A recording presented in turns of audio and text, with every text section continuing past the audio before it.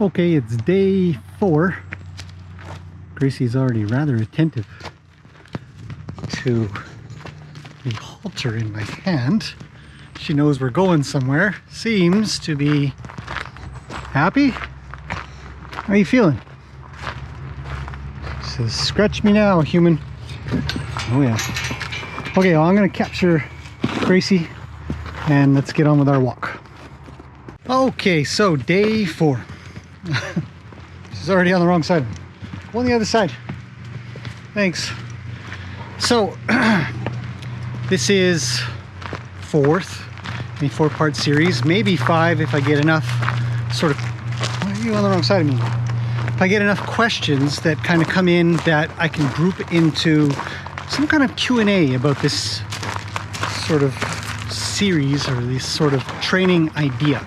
Now, the main idea I'm trying to get across is that sometimes we have an idea in our head about what we want to do with our horse, and it could be anything. It could be leading them out to a field, literally going from stall to field. Some people get kind of overwhelmed. Things get out of sorts. Something happens. Some horse lunges and out of a stall or something like that. It could be anything. And now suddenly you're dealing with something. You're dealing with some kind of problem. And this forest exercise with Gracie, because she's so sensitive to so many things and kind of lacks, I guess, a little bit of experience, time, everything's a little bit new, and being away from friends has her thinking quite a bit.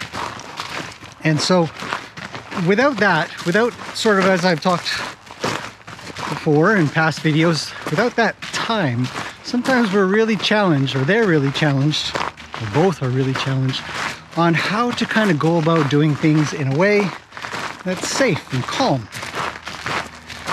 So when you are presented with such a situation, the best thing that we can do, as I've said, is work on ourselves. How can we stay calm? How can we place ourselves in a safe place? How can we sort of control what is ultimately, usually, a very dangerous situation? A situation where we could get knocked over, where we could get stepped on, where we could get pushed into, well, in this case, maybe a tree or into a ditch or into a bunch of slash or something like that. But in many other cases, it could be just pushed into a wall, a trailer, another horse, who knows? So, this walk is the 4th of 4 walks. I haven't been out with her any other time, so you guys are watching the whole process, if that's interesting. And we're going to really walk about. And as I've done in the past, I'm going with intention. I'm going with thoughts in my mind of where I want to be. And in this one, I'm really going to try to stack the deck in my favor as much as I can, and just keep reminding her we're not far from home. Which is one of the main reasons I actually built these pathways, is because I wanted to be able to do forest practice at home and not have to go back into a trailer to go back home, or to be so far away from home to both me and the horses that it would be, hey, coming around, that it would be anxiety provoking. Because being far from home for both horse and human can be, well, a very concerning situation, because you know in the back of your head you still got to get back in the trailer, you still got to drive home. Hey, don't eat that stuff, don't eat it, it's delicious. Look at that stuff, num nums. I'm trying to get the horses not to eat it, so we got to pass by it a little. So off we go. And I've done one thing that I think might, this is This is kind of an X factor in the positive. I don't know what the X factor in the positive would be. X factor is usually dealing with the negative or the trouble or the challenge. Why are you on that side of him? So, we'll get to that shortly.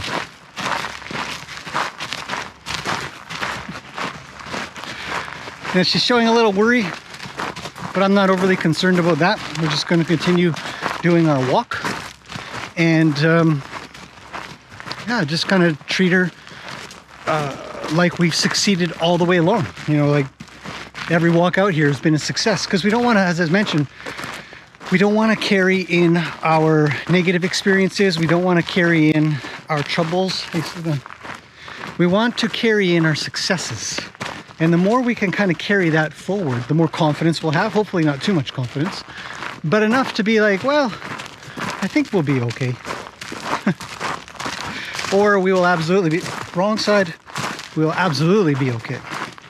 So we're coming up on the bridge, you can see here, and I've set up one thing that's not what it was before. And I'm wondering, so this is a bit of an experiment, good job Gracie, to see if this is something that will appeal to her and make a difference. And we've arrived. She's still following me and hasn't used her nose yet. So we'll see. So I put in a bit of a food pile here.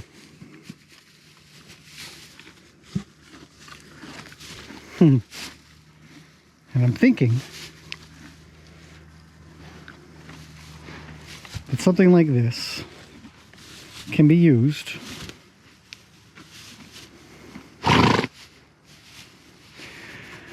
as a way of saying, hey, I'm gonna take you to a place that's really cool. And a lot of people ask questions like, well, should you reward your horse for certain things, and what would be a reward? Is letting them go a reward? Is giving them food a reward? Is this a reward for coming here? And to that I say, no. No. Horses just eat. They just eat. I don't believe that they see things as a reward for doing something. I believe that they see things as food or not food. Hey, don't walk around me so much. You're starting to get me worried. And so look at that. It's not working, right?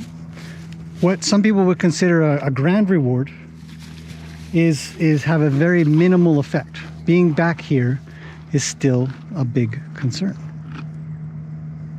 So can we use food to calm a horse? Maybe a little. Is it long-term effective? I don't know. But what I do think is that maybe the next time we come, she'll be like, hey, can we get back to that patch of food? But not in this state. Not in this state of chucking her head around and getting all worried and concerned. She's like, we need to keep moving. And there go my huckleberry bushes. So, just wait. So I'll be big, I'll get my hand up if I feel like she's going to come towards me and stuff like that. I have ways to get out of the way if I need to. And something that I kind of think about for this is that I want to leave not when she's demanding it. So when she goes to eat, I'll leave. Right?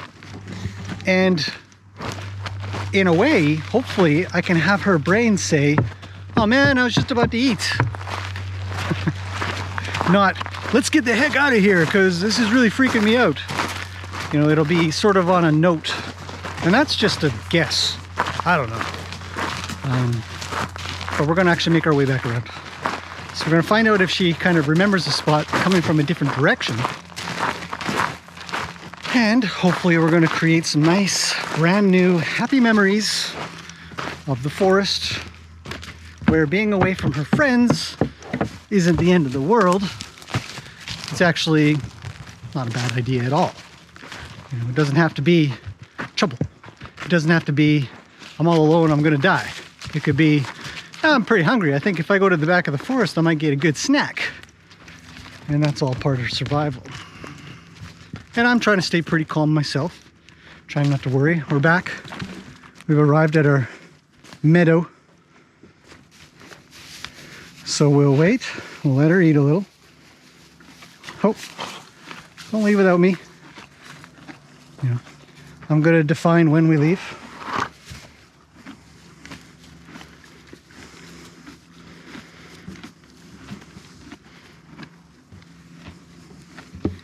Now, oh, see, it was a bit of an effort to bring her. My arm kind of had to pull just a tiny bit. So we'll continue back around. And I don't think there's any problems with this kind of mild cheating, I guess you could say. There's nothing wrong with the idea that we want to take our horses for a walk, and now we don't have a, slow down, we don't have a massive pasture or nothing because we live in the middle of a rainforest. But I can create sort of an artificial pasture with the grass, or the hay grass, the grass hay, and a little bit of alfalfa in there. And she might think, well, that's cool. And we'll just keep on coming around. And it'll be on my terms, which is important. The more we work on a horse's terms, the more they're kind of saying to us, let's do what I want to do. So I'm really just trying to change her mind. Like, this is a cool place to be. I'm gonna hang out here. She says a little bit.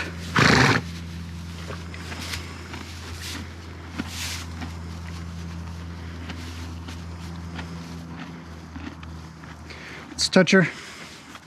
It's a great opportunity to do scratches. Places that I know that she really likes. Okay, we're out. I'm leaving. That was easy. She came with me nicely. Back across the bridge that she has zero troubles with and never has. How's your alfalfa? Tasty? So, in the end, the forest obviously isn't a very comfortable place for her to be. But I do have control in helping her feel more comfortable by being calmer and quieter. I'm not out here to punish her for being in trouble. I'm gonna leave because she went ahead and I have the opportunity to leave. I was gonna head back. My mind was kind of set on, well, we'll go back. But as she kind of got ahead a little bit, I thought maybe we'll come around one more time and see about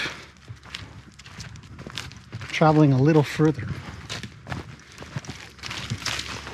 And not only do we work on controlling ourselves, but because we're humans and we can pre-plan these things, we can sort of control the environment. So I pick a day that's nice, relatively quiet. Neighbors are kind of out and about a little bit. Slow down.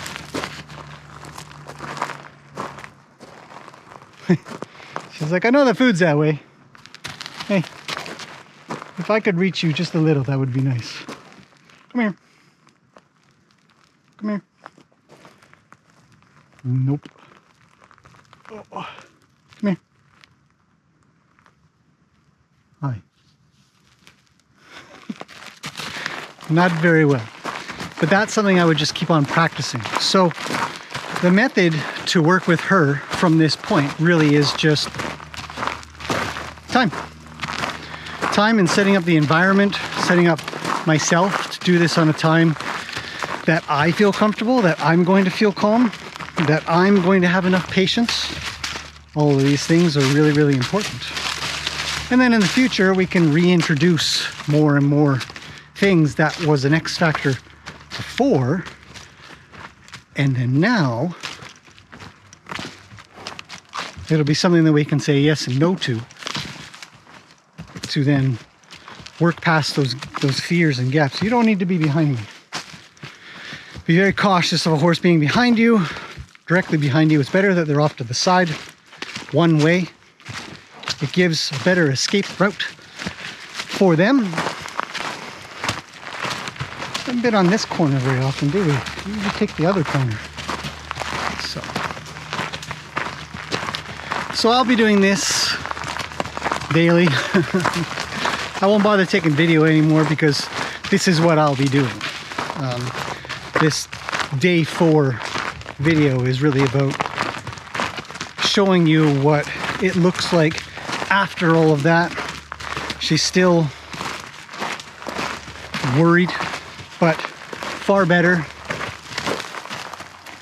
So now that we're up closer to her friends, can I pet her? Yeah. So I can reach her, so we know that. So that's our bar. That's the bar we want when we go into the back.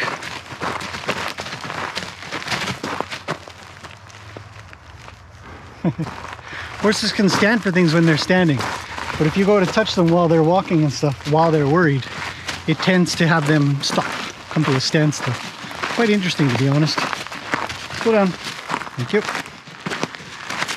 So this is our bar. This is what we want when we're up closer and she thinks she's probably going to get back home. I don't know. She acts like this, where I can touch her and scratch her. Hey, can I borrow you? Can you eat less? Come here. Come here. Good girl. And that's a bit of a reach.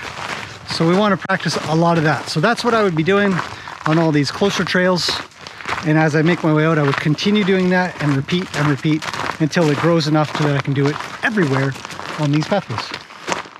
And that will be Gracie's future for a little bit. And I think she'll be stronger for it. So that's it for this one. Hopefully that's been a little bit interesting. This whole series has been a bit interesting. You can see how horses kind of go up and down, and depending on what's going on, they can go really up, stop. Better already. So it's good. And the steps that we can take to improve for ourselves and our environment for the benefit of the horse. Okay. I'll see you guys in the next one.